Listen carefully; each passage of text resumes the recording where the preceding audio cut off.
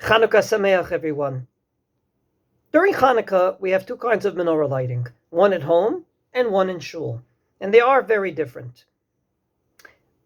At home, it's a personal obligation, like I have a personal obligation to put on tefillin every day. Not so in shul.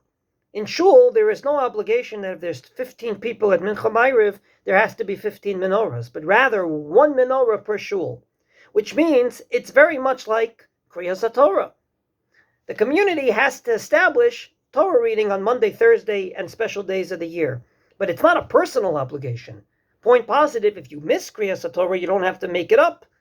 But rather, it's a communal obligation that if you're in a minyan, there should be a Kriyas HaTorah on these days.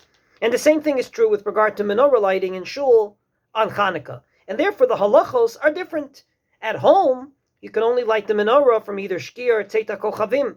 Not so in shul. Whenever Mincha ends, that's the time to light the menorah between Mincha Ma'ariv, even if it's before Shkia. Number two, at home, the menorah has to be lit for at least a half an hour. That's as much oil as you have to put in. Not so in shul, where probably you have to put in enough oil for as long as the people are there. But if after Mincha you light the menorah and then there's Ma'ariv and people leave, then 15 minutes would suffice for that menorah. I always wonder, when people come to Minyan, are they there for Chovat HaYachid or Chovat HaTzibur? Namely, you should come to Minyan first and foremost because it helps you. So many Ma'amarei Chazal say that God will listen attentively to your prayers if you daven in a Minyan. Namely, if you daven alone, he may not even listen. In a Minyan, he must listen. He may say no, but he must listen. So many of us make it our business to daven with 9 others, either as an obligation or as a value, because it's in our own self-interest. But there is another Gemara, and that Gemara says that if there's a shul in your community and you don't enter it, Nikra Shachein Ra, you are a bad neighbor. Not because you need a minyan. Maybe you make a minyan in your own house, in someone's garage.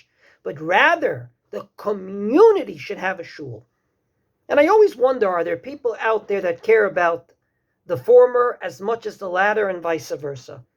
I knew such a person, and if it wasn't Chanukah, I would give a big hesped about him. But due to Chanukah, just one thought. Victor Fineberg, Zichrono Livracha, who was tragically taken from us yesterday, my president in Halifax for most of my tenure, was such a man. Personally, by his own volition, he was not observant. And yet he was in shul 6 times a week to ensure that the community had a minyan.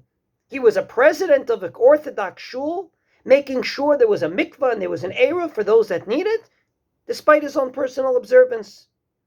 I think that the menorah lighting in shul on Chanukah should teach us that indeed we should aspire that the communal needs be as important to us as our personal ones.